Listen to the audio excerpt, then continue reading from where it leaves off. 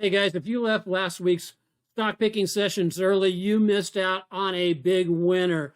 Our fourth stock last week was up more than 25% this week. Don't miss out on another winner. Watch all the way to the end. The good stuff is always there. Let's go. Always paper trade any new method prior to the risk of their own personal capital. The stocks for today, Anil. Let's start with this one. Now, Mark absolutely loves PLTR. So I see that earnings are out of the way. Yeah, earnings are out of the way. And with the market, the condition it was in, I'm just using a couple of my toughest screens. They got to pass that screen. Okay. And this one passed it with flying colors and looks good. Earnings are out of the way. Okay. So that's the reason I picked the stock. Okay, now where are you buying? I want for it to pull back just a little bit. Okay. So maybe halfway through. Yeah, I liked it. Yeah. Like right there, halfway in that candlestick there? Yeah, that's what I think you got a nice little range there because that is the breakout zone about the 1847, 1845 level. So yeah, I like it. Because if you bought it there, that'd be about 6% stop if you go back into the gap down here. I like it. Here is my first pick. Now, this one, again, all three of the picks that we've got going on are the stock picks, because I also have a ETF to be taking a look at. The stock picks have all passed earnings, and so that's a big positive. Now, looking for a pullback. I've got QLSS here.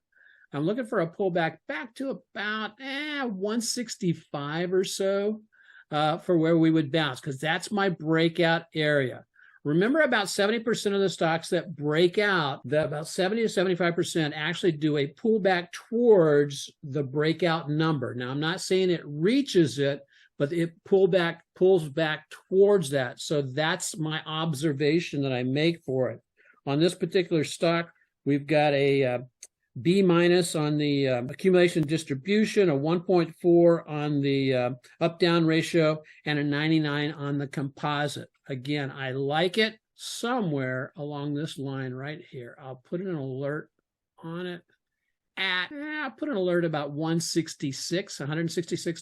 And if it hits that, look for it to pull back a little bit more.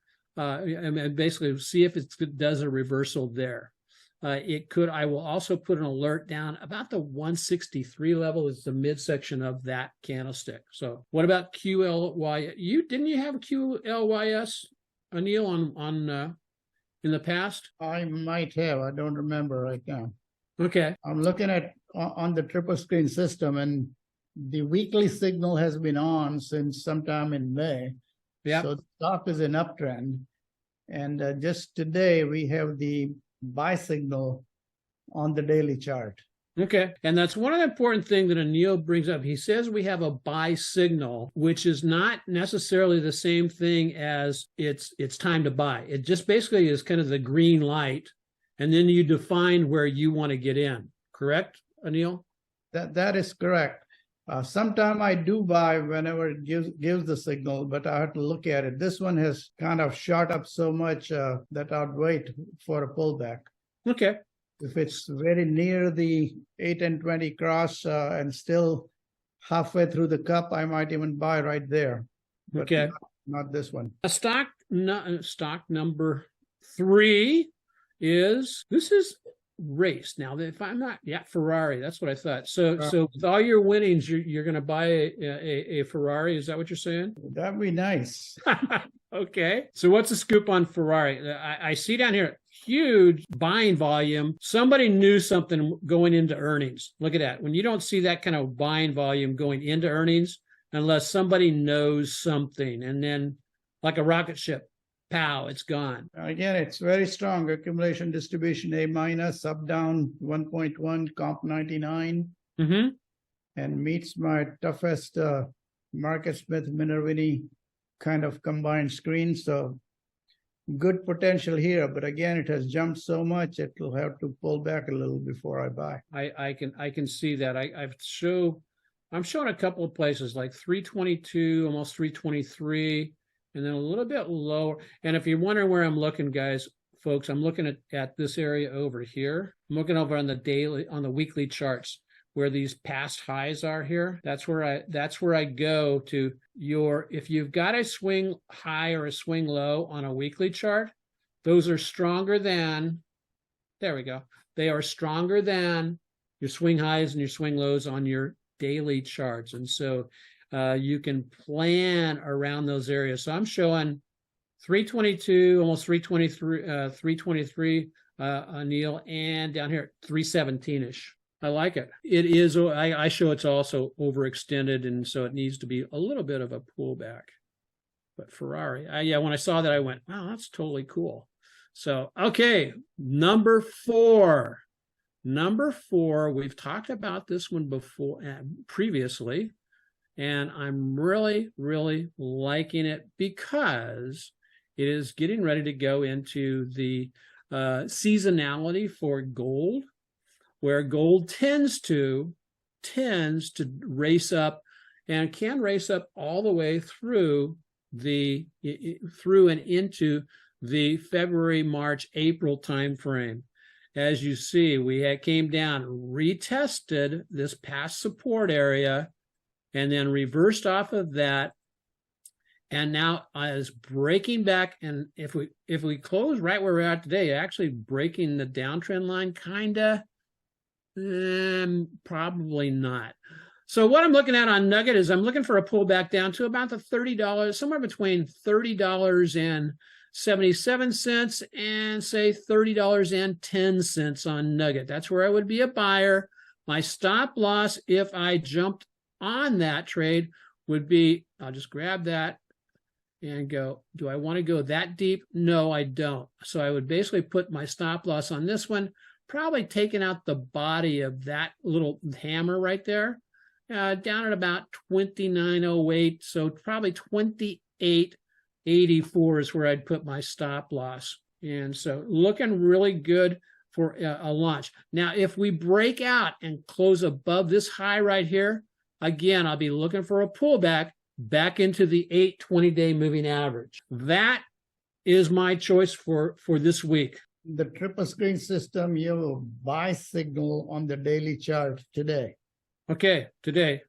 And the weekly, we are still waiting the confirmation. Okay, so on the weekly, there's a buy signal too? No, the 8 and 20 has not crossed. We have the MACD is positive. RSI is about to come, but okay. Still not, no signal yet.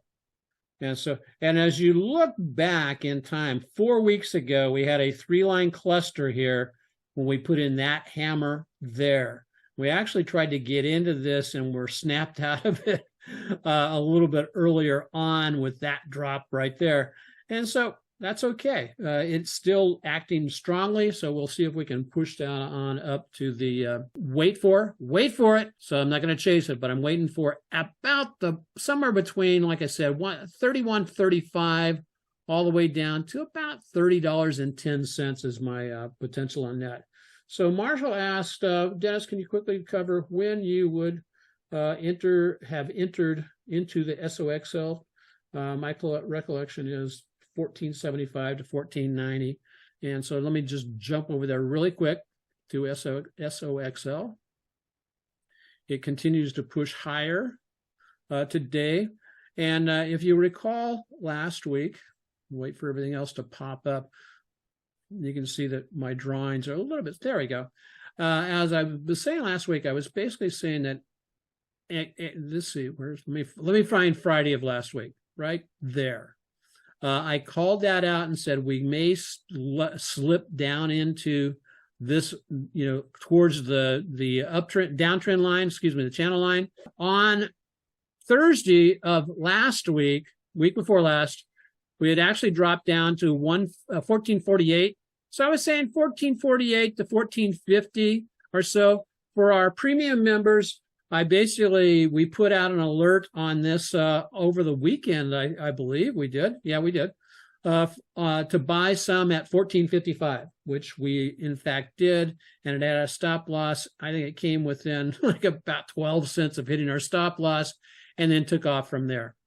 And so from where we entered it, about there to the high today. We're up 27%. Now, of course, we took off profits at 10% and took off profits at a little bit over 20% on a part of the trade, and we still have a portion of the position open still at from where we bought it back there.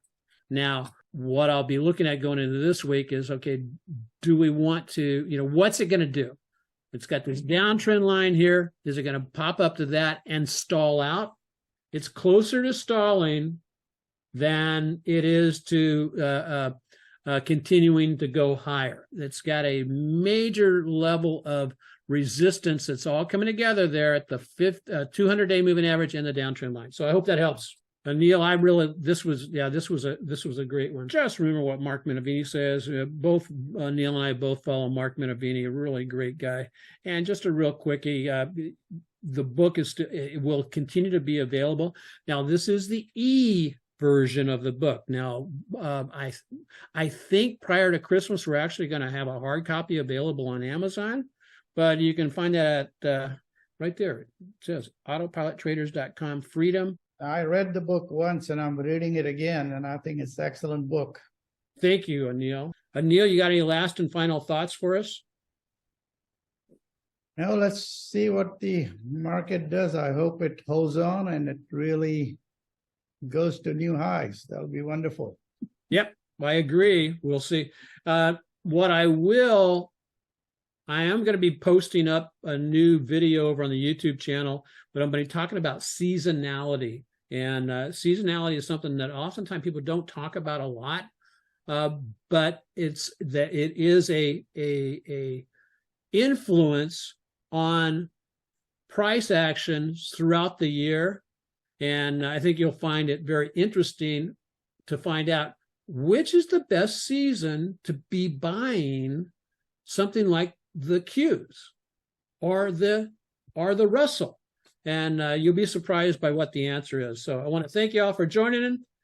And Anil, thank you, my friend. We'll chat soon. Thank you very much. Okay. Aloha. God bless everybody.